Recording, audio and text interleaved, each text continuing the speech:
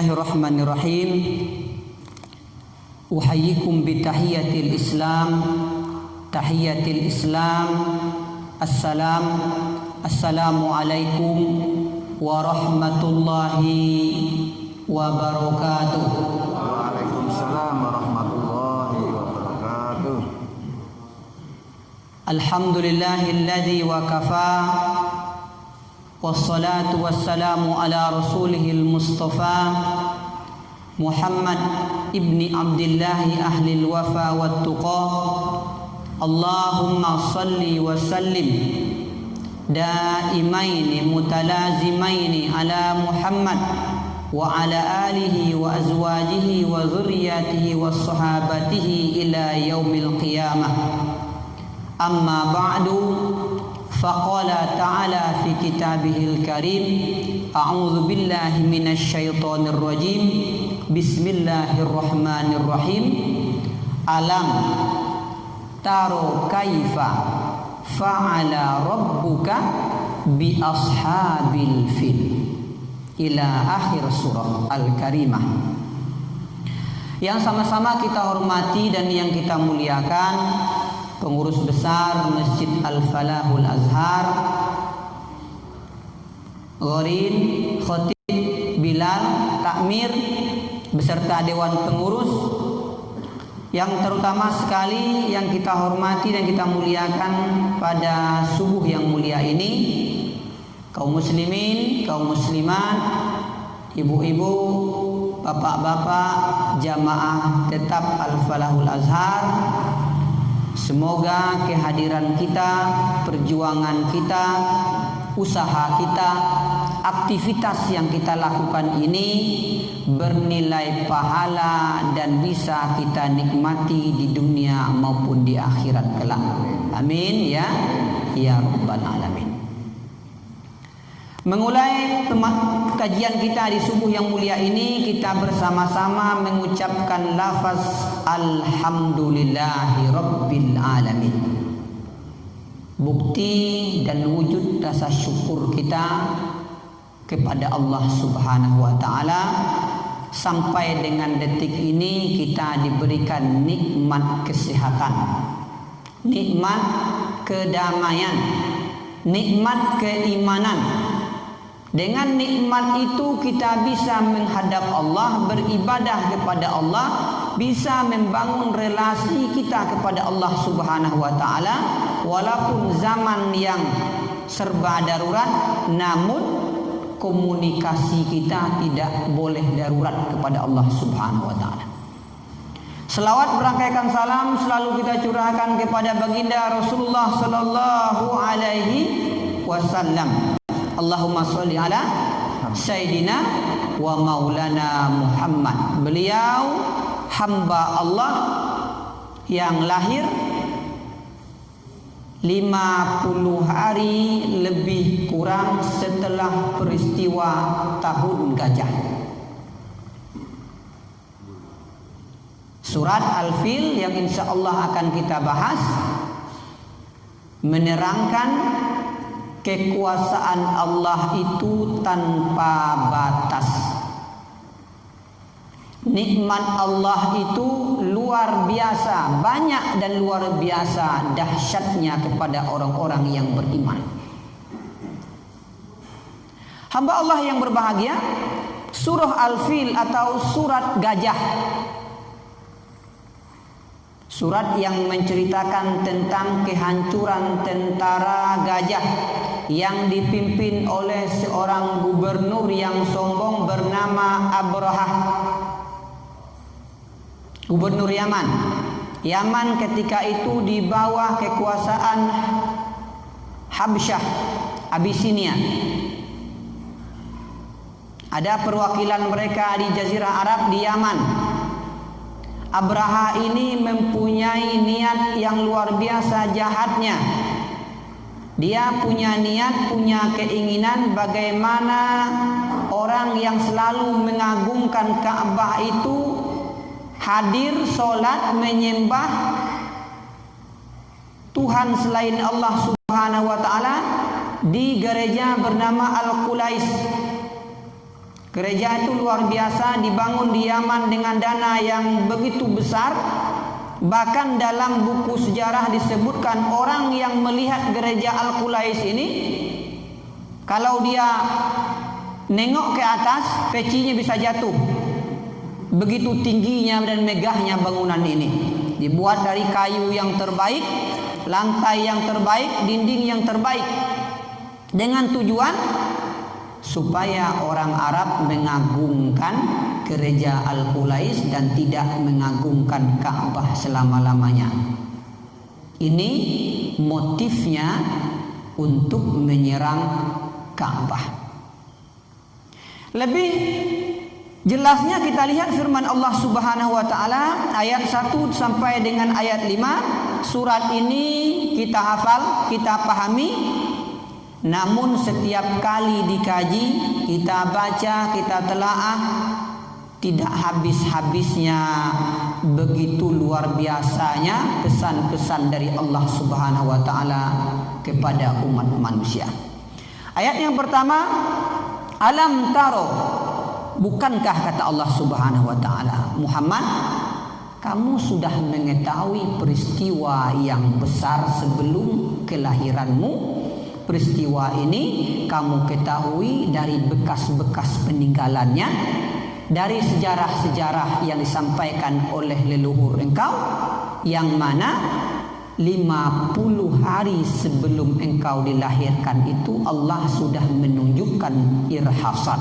Irhasat itu kejadian yang besar mengawali lahirnya Nabi Muhammad sallallahu alaihi wasallam.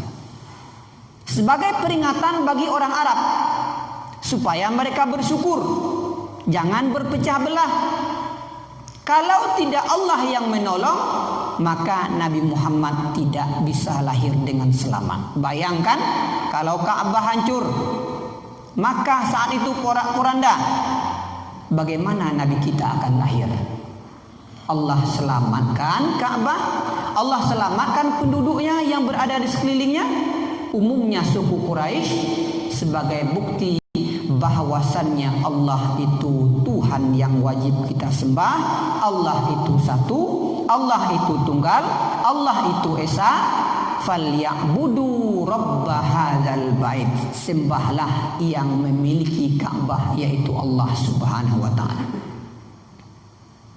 Ayat yang pertama ini mengarahkan kita kepada pengetahuan tentang sebuah sejarah yang luar biasa.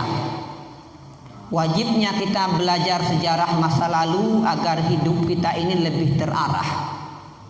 Kata Allah Subhanahu wa taala, tidakkah engkau Muhammad perhatikan bagaimana Tuhanmu sudah bertindak? Tuhanmu sudah berbuat kepada tentara bergajah. Kalau dalam ilmu, kalau kita lihat ilmu tentang hewan, gajah itu ada 3 spesies. Nanti kita tanyakan langsung ke Pak Farid. Gajah pertama, gajah yang paling besar, belalai yang luar biasa, gadingnya panjang, itu gajah Afrika, spesies gajah Afrika. Yang lebih kecil daripada itu gajah India atau gajah Asia. Kemudian yang gajah purba disebut dengan mamut. Itu luar biasa. 3 spesies gajah itu yang menghuni bumi sampai sekarang. Yang sering masuk masjid, gajah. Ya. Gajah duduk. Gajah duduk ya. Gajah duduk. Yang diceritakan oleh Allah Subhanahu wa taala itu sarung gajah duduk, Pak. Iya. Sering masuk masjid, alhamdulillah ya. Bagaimana Allah sudah memberikan teguran yang keras, siksa yang keras kepada tentara yang bergajah. Gajah dijadikan tentara. Begitu jahat dan buruknya niat manusia. Hewan makhluk Allah pun digunakan untuk mencapai maksud dan keinginan jahatnya. Seekor gajah makhluk Allah Subhanahu wa taala. Dalam riwayat dikatakan 3,5 km dari Ka'bah itu gajah ini nggak mau berjalan lagi menuju Ka'bah. Dia nggak mau untuk memusuhi rumah Allah Subhanahu wa taala. Setiap kali dia dicambuk, dihadapkan dan diarahkan oleh pawangnya menuju Ka'bah untuk menghancur Ka'bah, jarak 3,5 km itu, gajah itu berbalik arah ke arah Yaman, berbalik ke arah belakang. Dihadapkan ke 3 penjuru yang lain, gajah itu mau.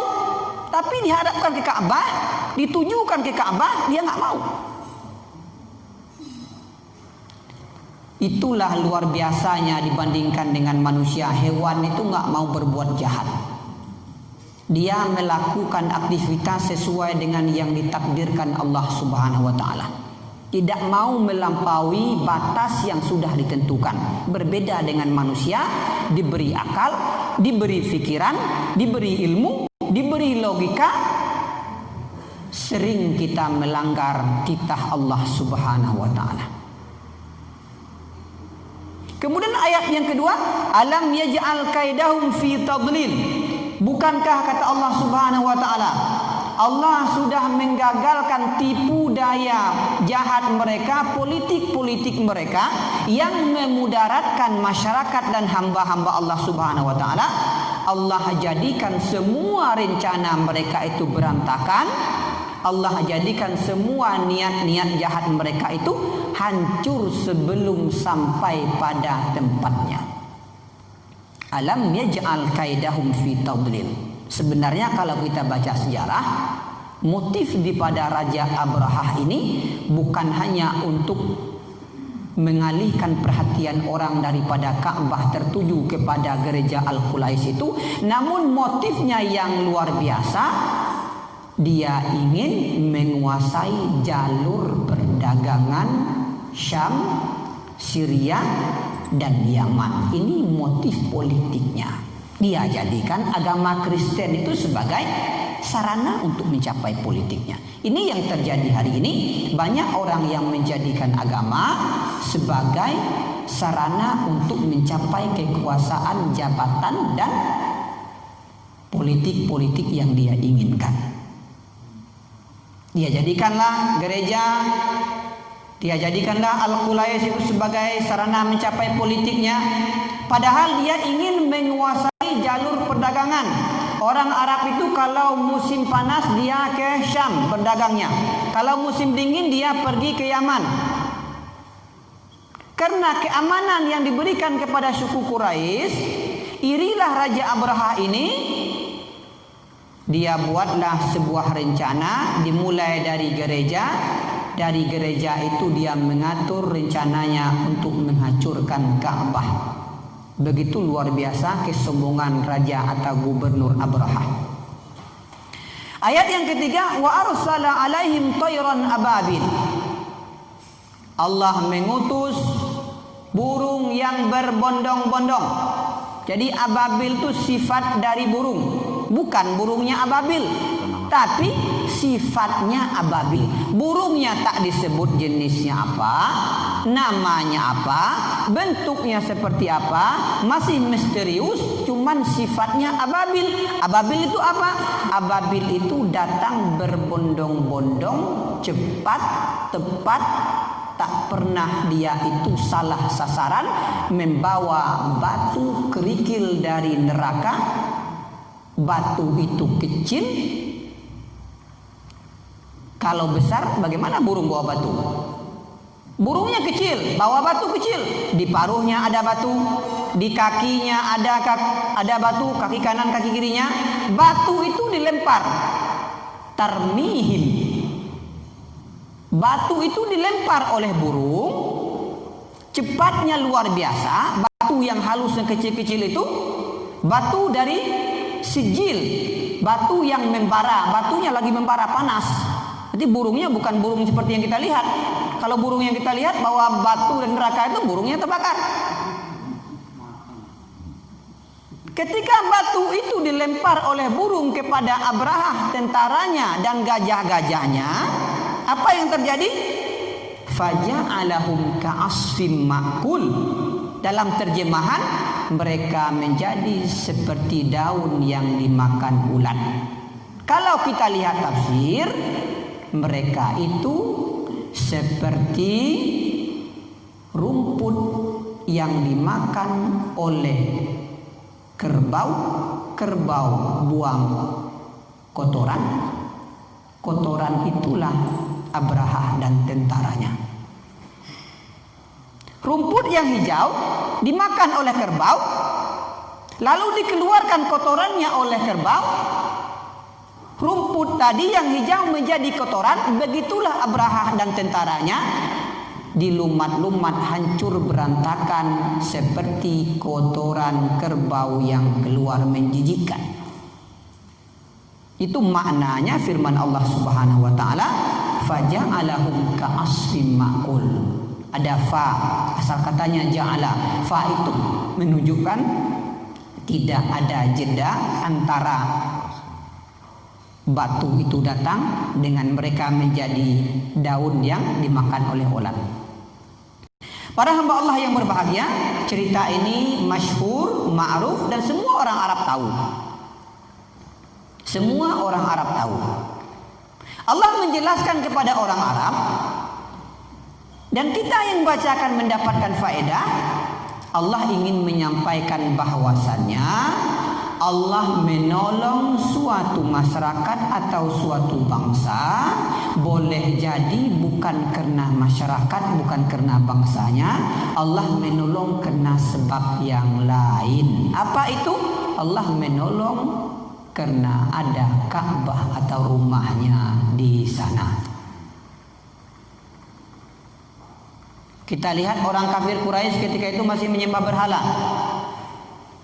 50 hari sebelum baginda Rasul itu lahir masih menyembah berhala. Sampai umur 40 tahun beliau itu hidup masih menyembah berhala. Kenapa Allah tidak menghancurkan orang Quraisy saat itu juga seperti menghancurkan Abraha dan tentaranya? Jawabannya, Abraha itu datang pengen menghancur Ka'bah.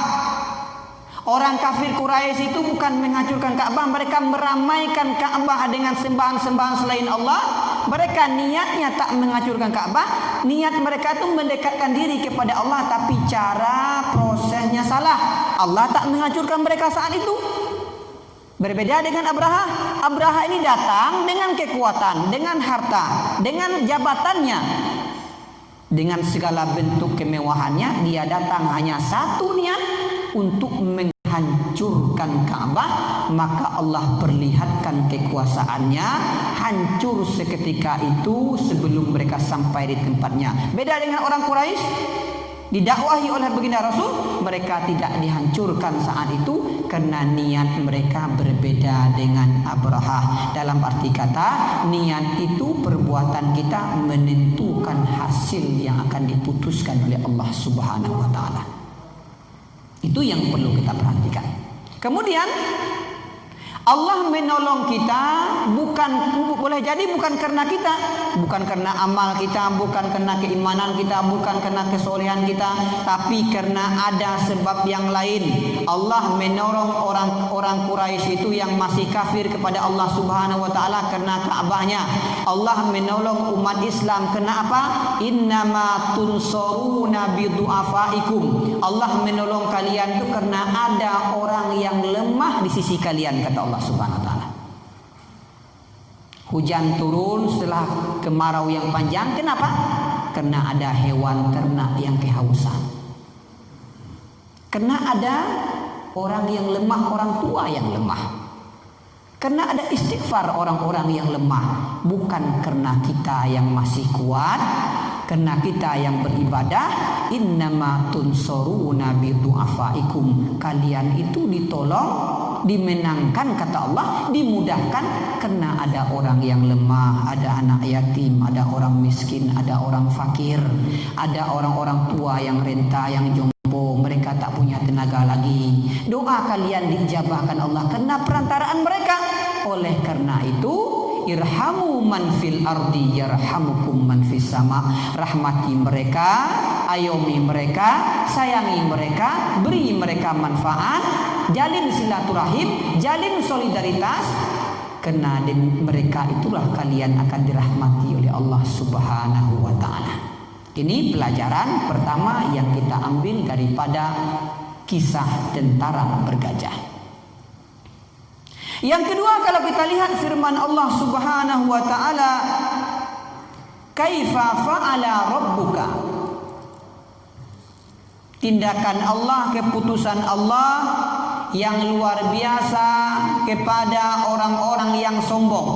Raja yang kuat, raja yang perkasa, tentaranya itu gajah.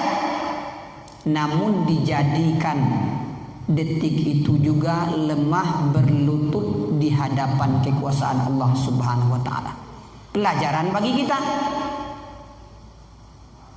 Kita sekarang sudah merdeka, negara kita sudah merdeka. Sudah 70, berapa ibu-ibu? Kita merdeka? 70?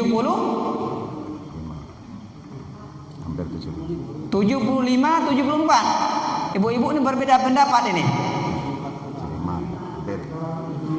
Hampir 75 tahun kita merdeka. Itu nikmat dari Allah. Sudah beratus-ratus tahun kita dijajah oleh Belanda, dijajah oleh Jepang. Merdeka pada tahun 1945. Merdeka itu apakah dengan kekuatan kita? Tidak, kita nggak ada kekuatan saat itu. Lemah dari berbagai bidang. Tapi karena rahmat Allah yang maha kuasa dan didorong oleh keinginan yang luhur. Keinginan masyarakat kita untuk merdeka sebelumnya izin dari Allah Subhanahu wa taala. Maknanya apa? Allah sudah memberi kita merdeka, sebagaimana Allah sudah menyelamatkan orang Quraisy itu daripada Raja Abraha yang kejam. Falyabudu rabb hadzal bait. Sembahlah Allah saja, jangan kita berselisih paham yang menyebabkan kita hancur, menyebabkan kita bertengkar, menyebabkan hilangnya persatuan di antara kita sesama umat Allah Subhanahu wa taala.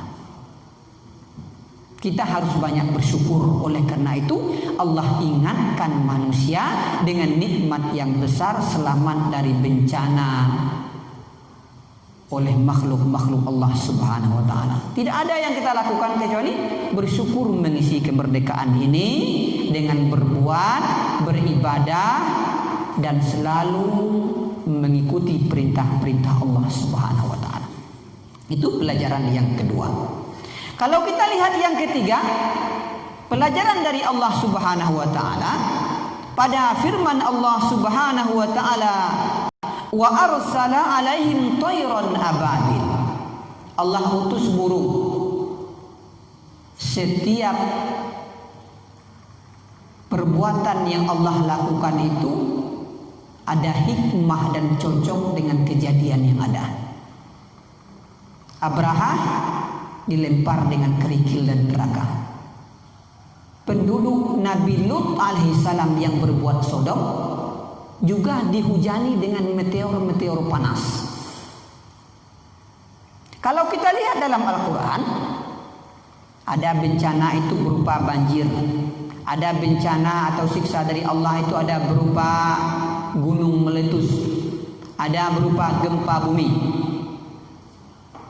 Namun Allah berikan kepada tentara bergajah dengan pukulan batu yang luar biasa,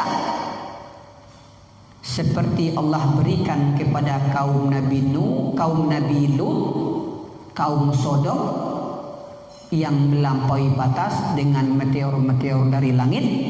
Ini kita lihat, kalau kejahatan sudah sampai pada puncaknya, maka siksa Allah itu akan lebih besar dan tidak sesuai dengan prediksi manusia. Banyak para ahli tafsir mengomentari, tidak mungkin zaman Abraha itu terjadi sesuai yang difikirkan oleh manusia sekarang.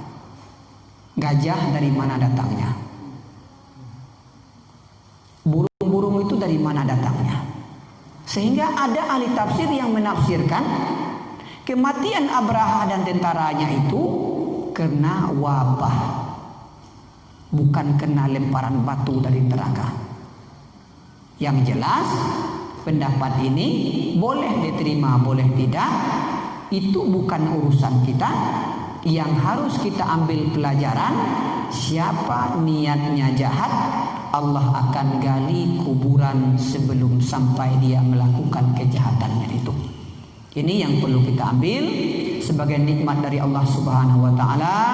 Semoga dengan nikmat, dengan rahmat, dengan berbagai macam pemberian Allah itu jangan menjauhkan kita dari Allah Subhanahu wa taala. Kita dekatkan diri kita, kita mantapkan lagi ibadah kita, kita update ilmu kita. Ini buktinya Allah menyuruh Nabi untuk belajar sejarah. Dengan sejarah itu maka luaslah pengetahuan kita, sedikitlah perdebatan dan perselisihan kita kepada orang-orang yang berada di permukaan bumi ini. Para hadirin dirahmati Allah Subhanahu wa taala, sampai di sini pengantar kita. Semoga yang disampaikan itu bisa menambahkan pemahaman pengetahuan kita. Aqulu qauli hadza wa astaghfirullah li wa lakum. Wassalamualaikum